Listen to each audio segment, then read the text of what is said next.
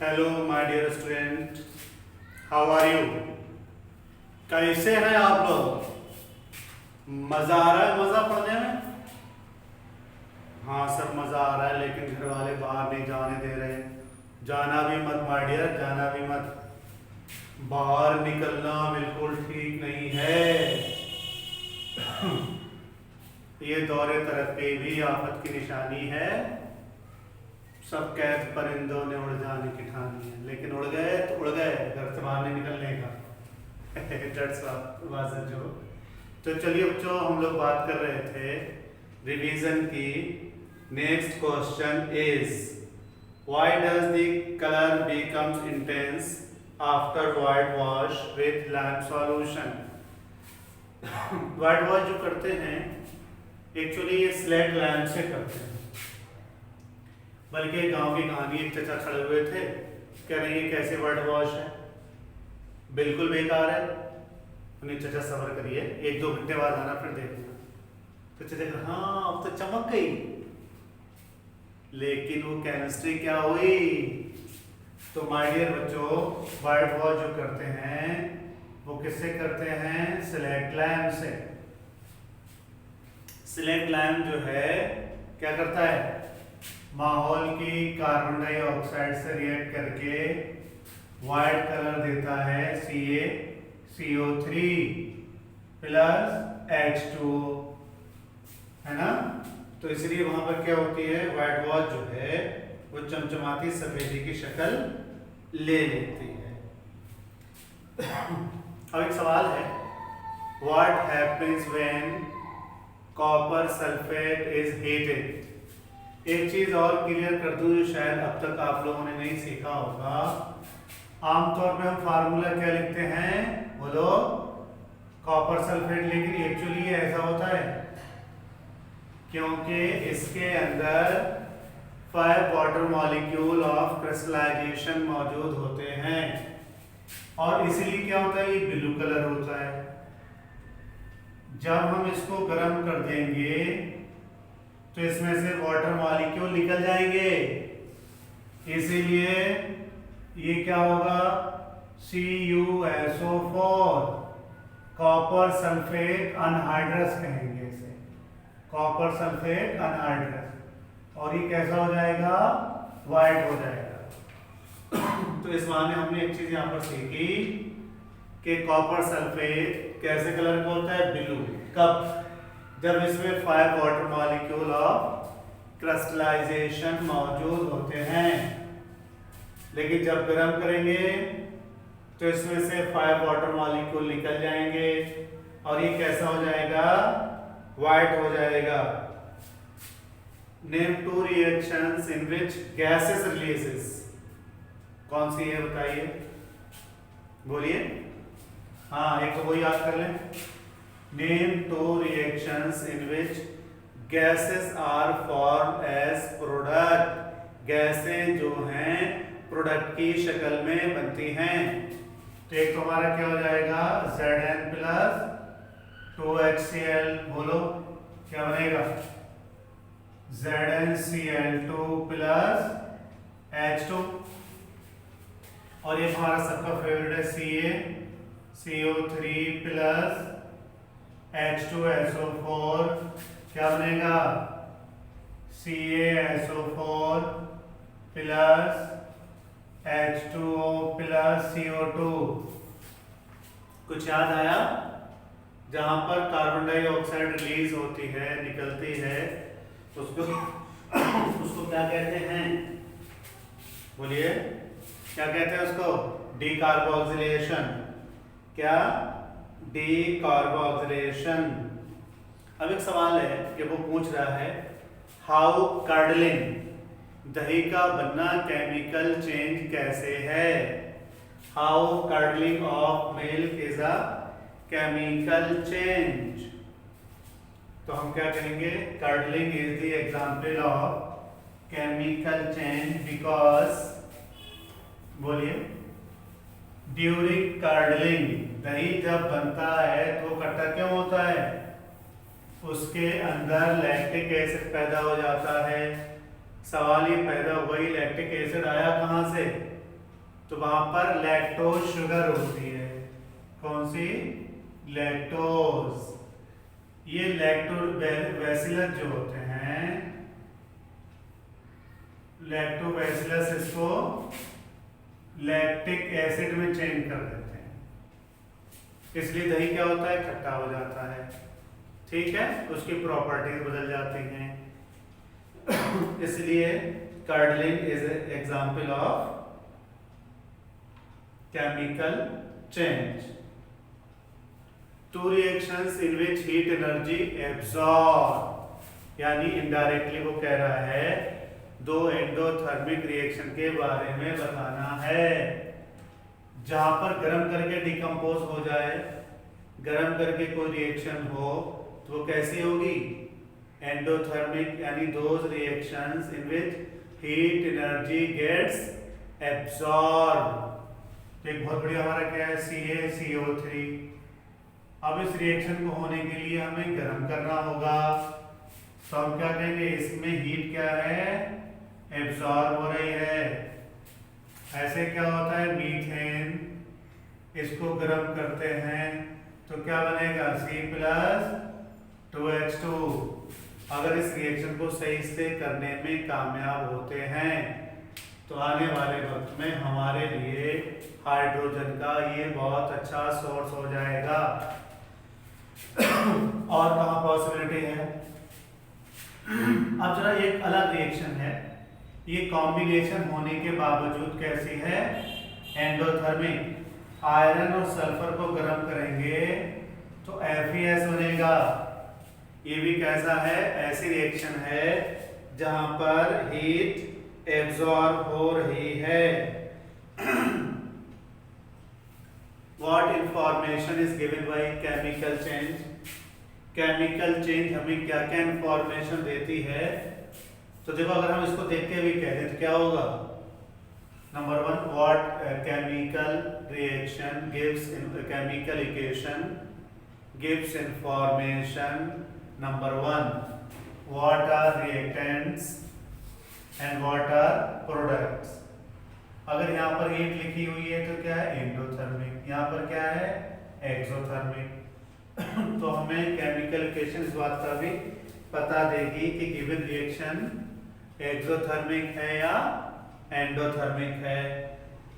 How many moles of reactants are required and how many moles of reactants are formed, right. अगला सवाल बहुत अच्छा है, what are the conditions for rusting. Rusting के लिए क्या क्या कंडीशन हैं बताइए, सोचिए जरा। मैंने सब करा दिया लेकिन रिवीजन करा रहा हूं इसलिए बताना जरूरी है।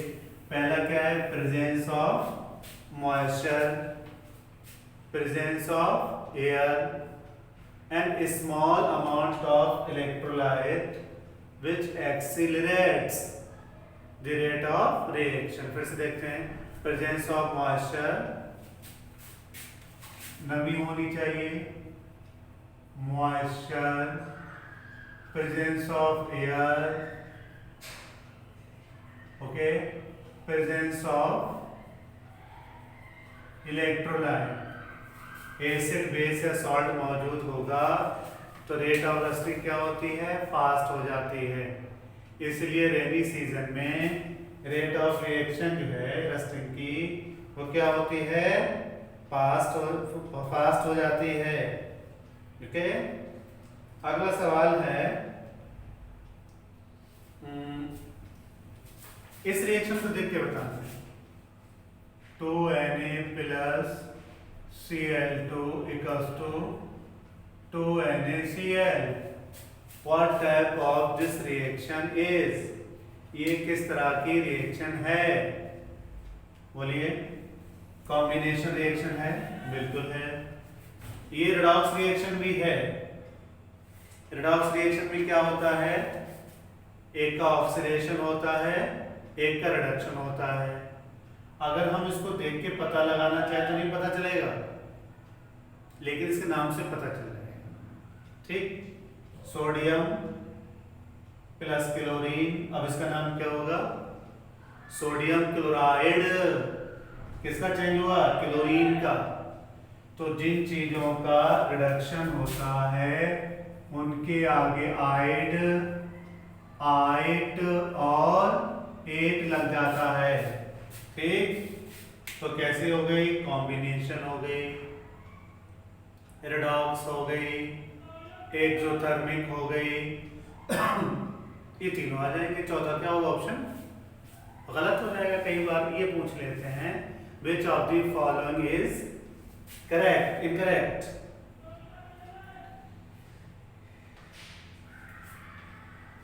Name two metals which can not replace hydrogen, या name two metals which can not react with dilute hydrochloric acid.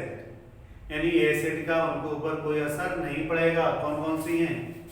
जो मेटल रिएक्टिविटी सीरीज में हाइड्रोजन के नीचे हैं वो हाइड्रोजन को रिप्लेस नहीं कर पाएंगी। हाइड्रोजन के नीचे कौन आया था? कॉपर, कॉपर के नीचे मरकरी, मरकरी के नीचे एजी, एजी के नीचे एयू। तो ये सारी रिएक्शन जो हैं अगर इनको HCl में डाल दें तो रिएक्शन नहीं होगी। Cu plus 2HCl, no reaction. अभी हम NCERT के सवाल करेंगे तो उसमें भी देखेंगे why copper is used in designing of radiator of car and water boilers. यह बहुत अच्छी सी बात है बच्चों। फ्रिज के पीछे देखिए तार से फैले रहते हैं। एक्चुअली वो तार नहीं होते हैं, वो पतले पाइप होते हैं। अब वो काय के होते हैं? कॉपर के।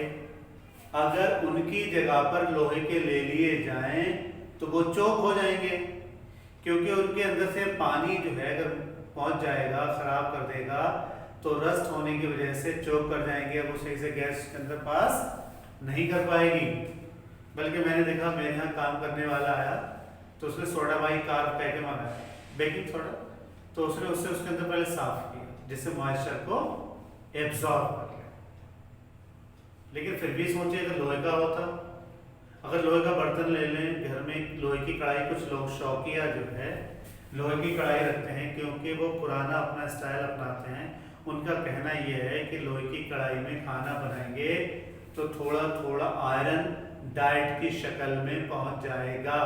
लेकिन घर में जब वो कढ़ाई धोई जाती है तो उस पर लाल कलर का डिपोजिशन आ जाता है, रस्टिंग हो जाती है। ऐसा आपको ना तो एल्युमिनियम पर मिलने वाला है और ना ही कॉपर पर मिलने वाला है। तो अगला है, अब इसमें एक सवाल देखो, उसने घुमा के एनटीएससी में हमारे नहीं आया है तो मेरा डस्टर दूर रखा हुआ है तो भाई मैं अपना वीडियो डिस्टर्ब नहीं करूंगा, हाथ से हटा देता हूँ। हाथी तो काले हुए। तो बच्चों इसमें ये पूछ रहा है CuSO4 प्लस Fe। तो इसमें जो है FeSO4 प्लस Cu, पहली नजर में क्या लगेगा? ये डिस्प्लेसमेंट रिएक्शन है क्योंकि इसका कलर चेंज हो रहा है। ये ब्लू था, ये क्या होगा? ग्रीनिश येलो हो जाएगा। अब ये क्या है? रिडॉक्स रिएक्शन भी है। रिडॉक्स रिएक्शन भी है। कैसे? यहाँ पर जैसे मैंने पिछले वीडियो में आपको बताया था, ये स्पेक्टेटर आयन है, ये दोनों तरफ एक जैसे होते हैं, जिनको हटा दें तो Cu2 प्लस Fe क्या बनेगा? Fe2 plus Cu। अब देखो यहाँ पर इसका क्या हुआ? ऑक्सीडेशन हुआ है। क्यों हुआ है? Increase in positive charge. Increase in positive charge कब होता है? जब गेन ऑफ इलेक्ट्रॉन होता है। इसका क्या हुआ है? रिडक्शन। रिडक्शन की पहचान क्या है? Gain of electron. तो हम कहेंगे इसमें ये क्या है? देखो आयरन किसमें चेंज हुआ? Fe2 प्लस में। तो ये क्या कहलाएगा? Oxidation.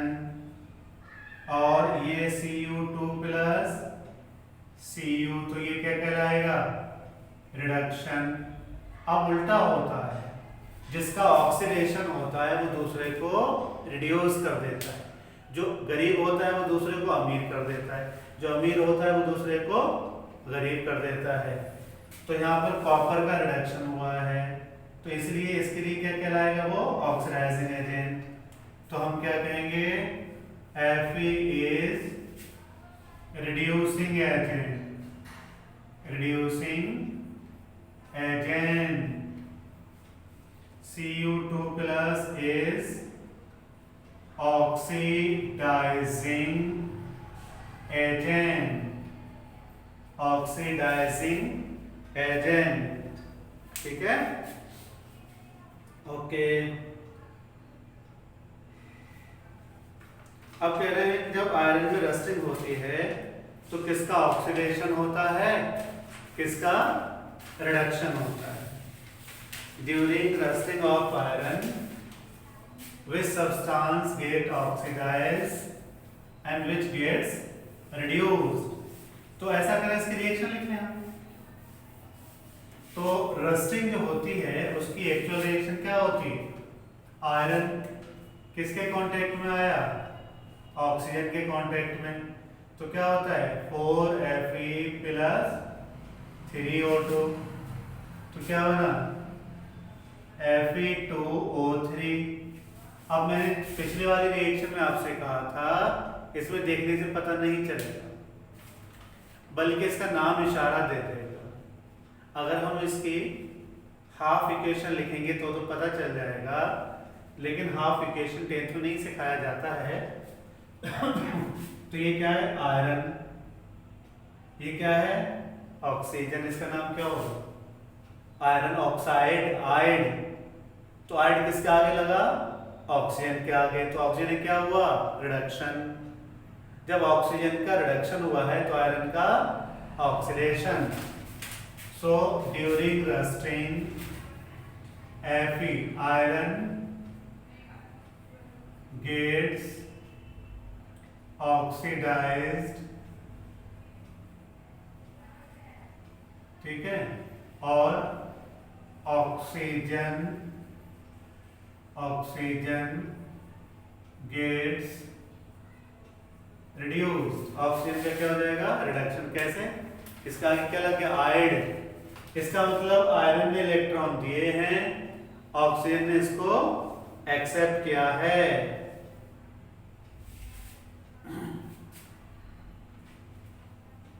Name a reaction which is indicated by smell.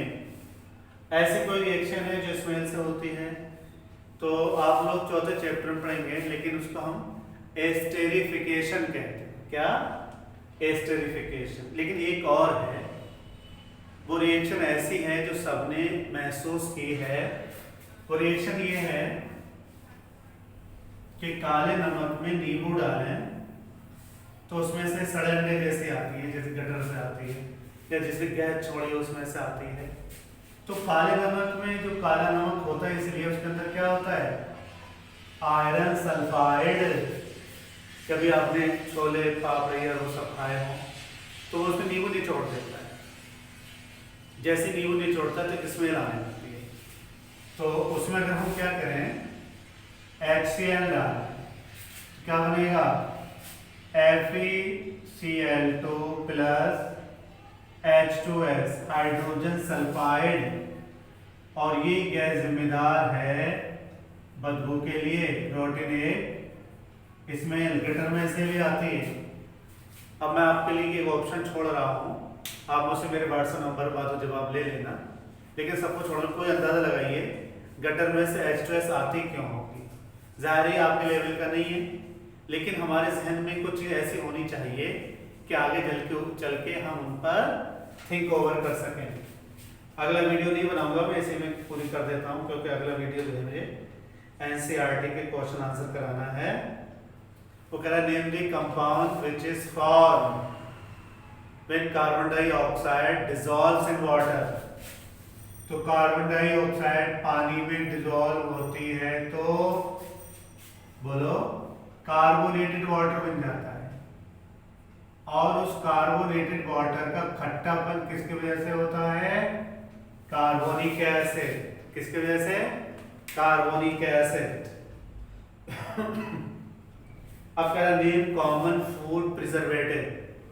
तो कॉमन फूड प्रिजर्वेटिव जो बाजार में आसानी से मिल जाता है, common food preservative is sodium benzoate.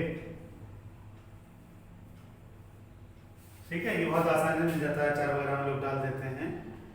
अगला सवाल जो एग्जाम में खूब आता है, what happens when lead nitrate is heated. ये दोनों अच्छे सवाल हैं, तो इसको नोट कर लीजिए। लेड नाइट्रेट या किसी नाइट्रेट की बात करें थोड़ी होशियारी से, क्योंकि आजकल इस नाइट्रेट्स का इस्तेमाल गलत हो रहा है। तो PbNO3, बल्कि ये जलता भी है तो क्या है, खतरनाक आवाज देता है, इसलिए इसको इस्तेमाल एक्सप्लोसिव में करते हैं। गरम करेंगे तो क्या बनेगा, PbO plus NO2 plus O2, है ना। इसको बैलेंस करेंगे तो क्या होगा, 2PbNO3 plus 2PbO plus 4NO। और देख रहे हैं ये ऑक्सीजन यहाँ से निकल रही है और धमाका कर देती है। एक्सप्लोजन तो होता ही होता है, जो ऑक्सीजन निकली वो और तबाही मचा देती, आग लगा देती। एक और हमारी NCERT की है, उसकी भी प्रैक्टिस कर लेते हैं। फेरस सल्फेट को गर्म करेंगे तो क्या, इसको जब गर्म करेंगे तो ये बहुत ही एग्जाम में अक्सर आता है, बच्चे भूल जाते हैं। इसकी पहचान क्या होती है, टेस्ट ट्यूब को जब सूंघ के देखेंगे तो उसमें सफोकेटिंग स्मेल आती है। ये सल्फर डाइऑक्साइड है, ये सल्फर ट्राइऑक्साइड है। सल्फर डाइऑक्साइड की स्मेल वैसी ही होती है जो दीपावली पे क्या होता है, पटाखों में से आती है। ठीक है,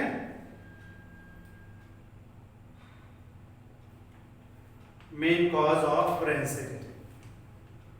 तो रेंसिडिटी का कॉज क्या होता है, जो फूड आइटम जिनके अंदर ऑयल एंड फैट होता है उसका ऑक्सीडेशन होता है, इसीलिए उसके अंदर बैड स्मेलिंग सब्सटेंस बन जाते हैं।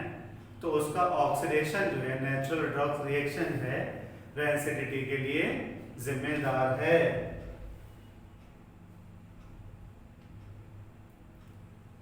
अगला सवाल बहुत अच्छा है।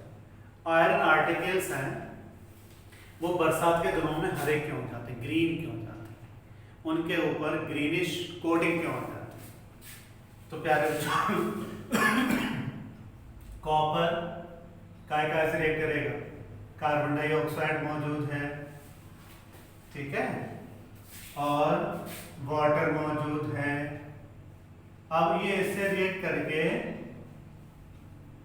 क्या बनाएगा, बेसिक कॉपर कार्बोनेट कहलाता है। Basic copper carbonate.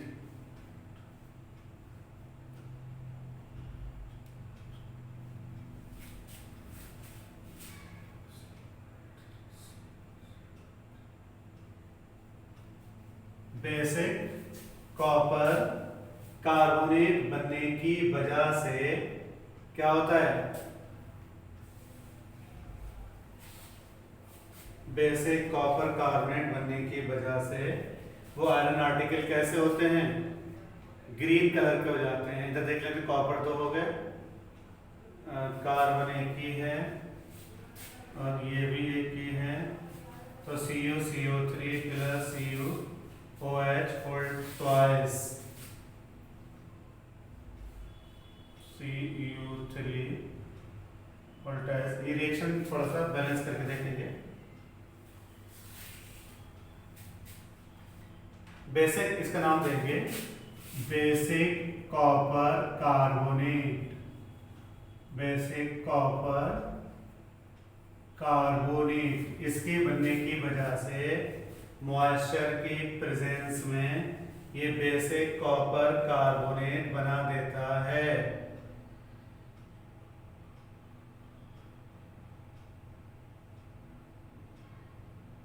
सॉरी बच्चों, इसको अगले वीडियो में आपको बता दूंगा। तो एक और है, give 2 examples of natural redox reaction. Natural redox reaction सबको पता है। नेचुरल रेडॉक्स रिएक्शन जो है, तो इस रिएक्शन को बैलेंस कर लें। तो इसमें एक चीज हम जो खा गए थे वही थी ऑक्सीजन, क्योंकि एयर में ऑक्सीजन भी तो मौजूद होगी। अब देख लेते हैं, तो Cu OH voltage OH voltage. तो ये बेसिक कॉपर कार्बोनेट है ना। तो इसकी ग्रीन कोटिंग है, तो इसको कैसे साफ करेंगे? घर में एक बहुत आसान तरीका है, इसको सिरके से साफ कर दें, बल्कि टूथपेस्ट से भी साफ किए जा सकते हैं। ये जनरल क्वेश्चन थे जो उसके ऊपर एनसीईआरटी या अच्छे कंपटीशन में बन सकते हैं। तो कैसा लगा ये वीडियो? आपके कमेंट बहुत अच्छे आ रहे हैं, सजेशन आ रहे हैं। कुछ बच्चों ने कुछ छोटे छोटे वीडियो बनाने की डिमांड की है, उस पर भी काम करेंगे। अगर काम पसंद आ जाए तो भाई हमारी तरफदारी करिएगा। आप मेरा मतलब समझ रहे हैं। Thank you very much.